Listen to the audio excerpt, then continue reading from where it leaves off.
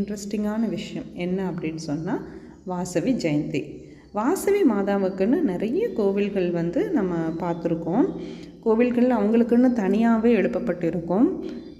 இன்றைக்கி வாசவி ஜெயந்தி, வாசவி மாதா தோன்றிய வரலாறை பற்றியும், இன்றைக்கி வாசவி ஜெயந்தி அன்னைக்கு இருக்கக்கூடிய விரத பலன்களை பற்றியும் இன்றைக்கி நம்ம சேனலில் பார்க்க போகிறோம்.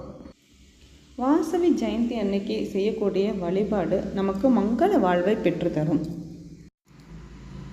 சித்திரை மாதத்தில் சித்திரை திருவிழா, சித்ரா பௌர்ணமி, இது மாதிரி நிறைய விசேஷம் வருது. அதே மாதிரி தாங்க வாசவி ஜெயந்தியும் சித்திரை மாதத்தில் ரொம்ப சிறப்பாக கொண்டாடுறாங்க. சித்திரை மாத அமாவாசைக்கு பிறகு வரக்கூடிய வளர்பிற தசமி திதியில் தான் வாசவி ஜெயந்தி கொண்டாடுறாங்க. இந்த நாளில் தான் வாசவி மாதா அவதாரம் செஞ்சதாக சொல்லப்படுது.